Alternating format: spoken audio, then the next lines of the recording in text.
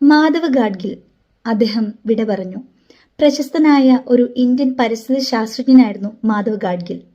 അദ്ദേഹം 1942 പൂനെയിലാണ് ജനിച്ചത്. Indian institute of സയൻസിൽ അധ്യാപകനായിരുന്നു. 1986 ഇന്ത്യൻ പ്രധാനമന്ത്രിയുടെ ശാസ്ത്ര ഉപദേശക സമിതിയിൽ അദ്ദേഹം അംഗമായിരുന്നു. കേരളം ഒരിക്കലും മറക്കുകയില്ല മാധവ് ഗാഡ്ഗിൽ എന്ന പേര്. പശ്ചിമഘട്ടത്തിന്റെ സംരക്ഷണവുമായിട്ട് ബന്ധപ്പെട്ട വിദഗ്ധ കമ്മീഷന്റെ തലവനായിരുന്നു അദ്ദേഹം. പശ്ചിമഘട്ടത്തിന്റെ ഏകദേശം 64% പരിസ്ഥിതി സെൻസിറ്റീവ് ഏരിയയായി അദ്ദേഹം റിപ്പോർട്ട് നൽകുകയുണ്ടായി.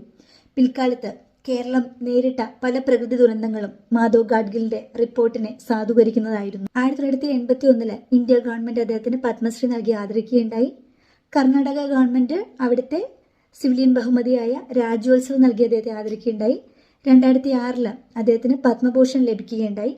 ശാന്തി സ്വരൂപ് ഭട്നഗർ അവാർഡ്, വിക്രം സാരാഭായ് അവാർഡ് തുടങ്ങി നിരവധി അവാർഡുകൾ അദ്ദേഹത്തിന് ലഭിച്ചിട്ടുണ്ടായിരുന്നു. 2024 ഐക്യരാഷ്ട്രസഭ അദ്ദേഹത്തിന് ചാമ്പ്യൻസ് ഓഫ് ദ എർത്ത് പുരസ്കാരം നൽകി ആദരിച്ചു. Ecological journeys and ecological history of India, the corner stone of life, ഇതൊക്കെ അദ്ദേഹത്തിന്റെ പ്രധാനപ്പെട്ട കൃതികളാണ്. പശ്ചിമഘട്ടം ഒരു പ്രണയകഥ എന്നതാണ് അദ്ദേഹത്തിന്റെ ആത്മകഥാപരമായ കൃതി. പ്രകൃതിയെ വളരെയധികം സ്നേഹിച്ചിരുന്ന പ്രശസ്തനായ ആ പരിസ്ഥിതി ശാസ്ത്രജ്ഞനെ മാധവ് ഗാഡ്ഗിലിനെ നാം എക്കാലവും ഓർക്കും.